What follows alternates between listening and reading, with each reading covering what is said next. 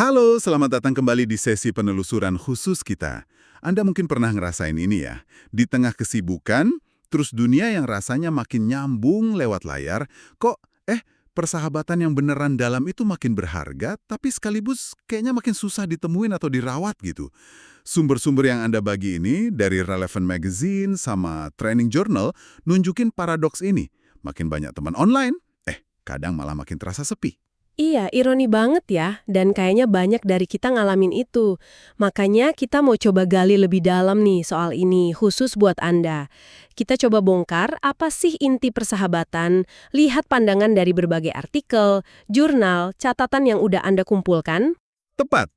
Jadi misi kita kali ini, kita pengen paham kenapa sih hubungan ini penting banget buat kesehatan, terus gimana caranya ngenalin ikatan yang tulus di antara banyak koneksi, apa peran komunikasi yang krusial, sama tantangan unik di zaman sekarang, mulai dari tempat kerja sampai pengaruh teknologi. Dan tentu aja, kita juga bahas strategi praktisnya buat bangun hubungan yang oke. Kita bakal lihat dari WHO, Royal Society Publishing, ada Abyss Journal, Go Daily Psychiatry, Exploring Therapy, dan lainnya. Saya akan coba pandu obrolan kita. Dan saya akan bantu menyambungkan benang merahnya ya, kasih konteks dari berbagai sumber ini, mungkin juga kasih sedikit bahan renungan. Semua ini kita ramu khusus untuk Anda. Oke, kita mulai dari dasarnya dulu kali ya. Oke, langsung aja nih. Kenapa persahabatan ini penting banget, fundamental gitu.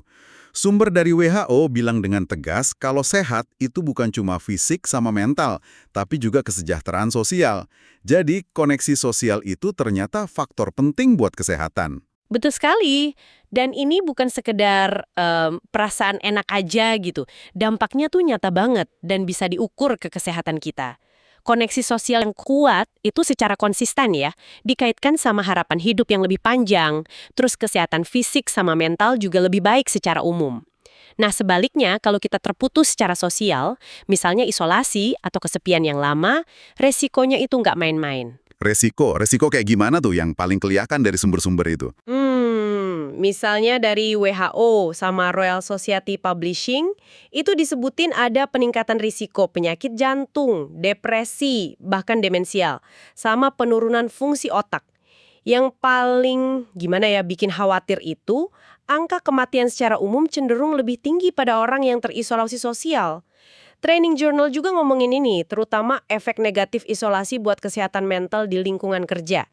WHO juga nyatet ya, pandemi COVID-19 kemarin itu bikin masalah isolasi ini makin parah. Tapi kayaknya ada tren jangka panjang lain juga yang ikut berperan besar ya. Oh tentu, laporan WHO itu tunjukin beberapa faktor yang saling terkait.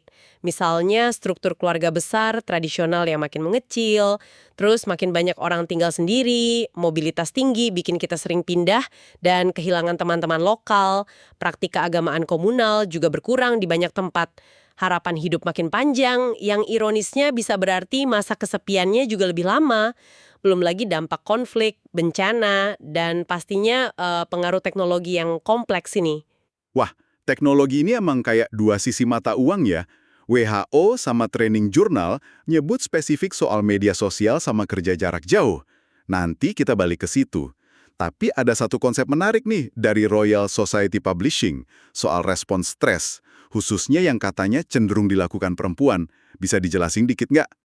Iya, itu konsep tend and befriend. Ini semacam respons stres yang menurut penelitian yang dikutip di sana oleh Taylor dan kawan-kawan cenderung lebih umum pada wanita dibanding respons fight or flight atau lawan atau lari yang biasanya lebih banyak dibahas.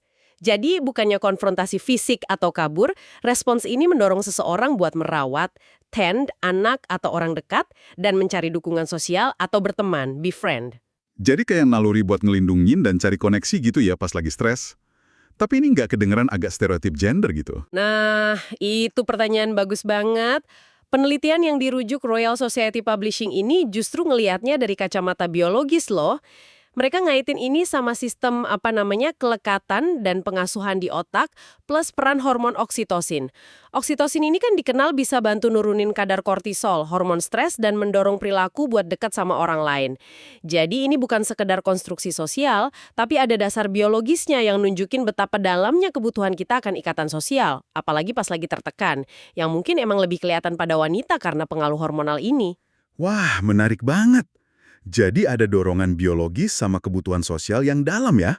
Nah, setelah tahu pentingnya, gimana caranya kita ngenalin ikatan yang beneran tulus dan sehat? Sumber dari Abyss Journal di situs USU itu kasih beberapa petunjuk penting. Coba kita kelompokin ya idenya. Pertama, kayaknya soal investasi dan dukungan timbal balik. Betul, ini intinya persahabatan sejati, bukan hubungan yang berat sebelah gitu. Teman sejati itu ada, ikut seneng pas kita sukses, mau besar atau kecil, dan jadi sandaran pas kita lagi susah. Abyss Journal nekenin pentingnya usaha bareng buat ngerawat hubungan, komunikasi rutin, nyempetin waktu berkualitas, bahkan sekedar nunjukin dukungan walau jauh.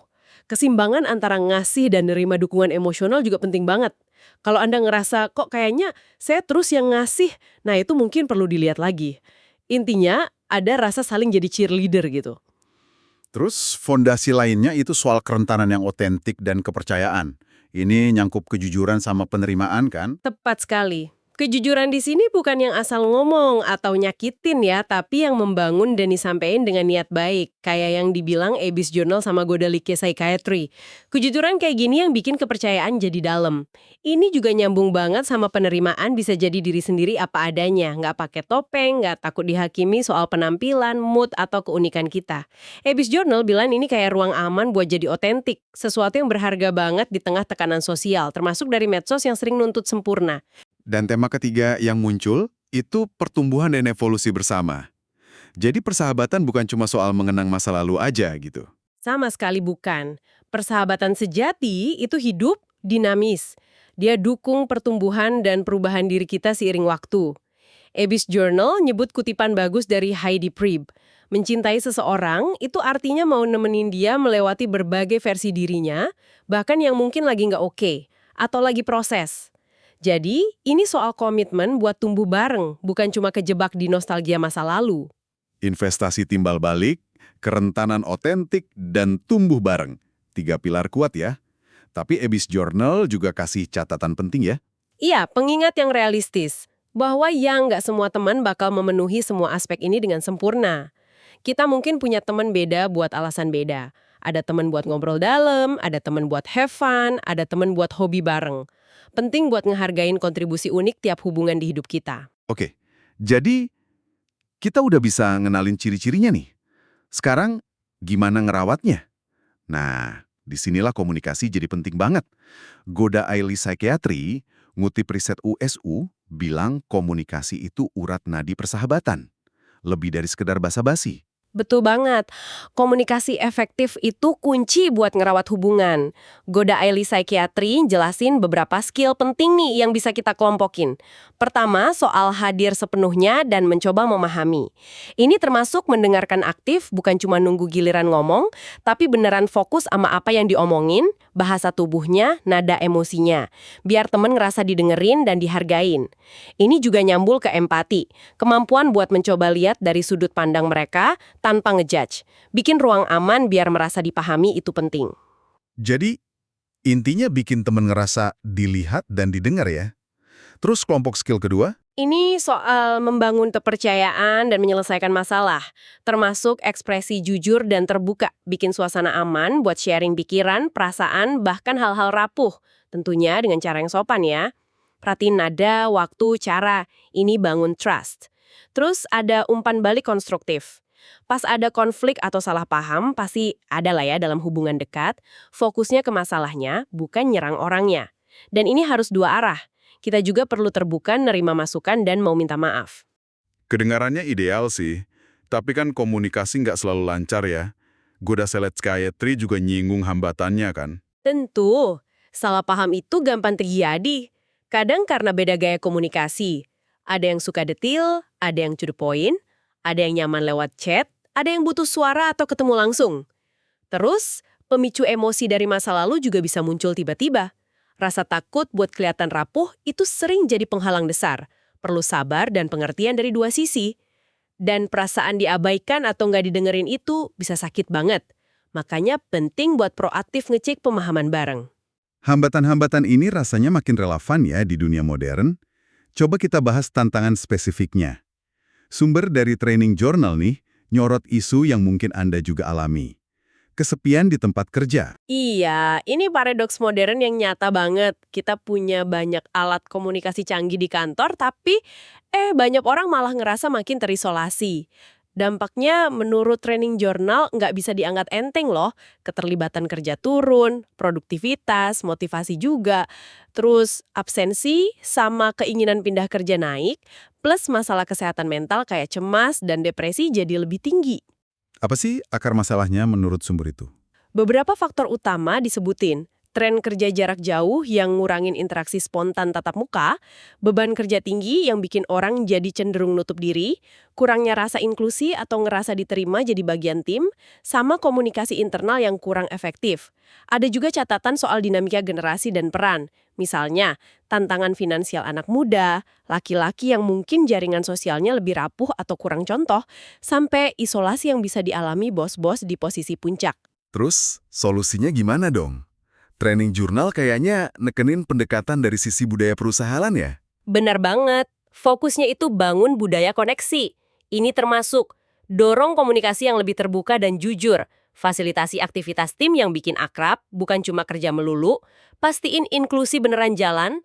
Sumber ini bahkan nyebut, meskipun ada penolakan sama beberapa program keberagaman, kesetaraan, dan inklusi atau DEI, dampak positif lingkungan kerja yang inklusif buat koneksi sosial itu susah dibantah. Selain itu, perlu ada dukungan kesehatan mental yang gampang diakses, pengakuan dan penghargaan buat kontribusi, bikin kesempatan interaksi sosial yang beneran inklusif, mikirin macam-macam orang, program dukungan teman sebaya atau mentoring, dan yang penting banget, nggak ada toleransi buat perilaku kerja yang toksik. Tantangan modern lain yang sering banget disorot itu peran media sosial. Relevan Magazine, WHO, sama IPRPD Journal semua nyinggung ini. Gambaran umumnya, banyak teman atau follower, tapi koneksi nyatanya kok dangkal gitu rasanya. Ini sering dikaitin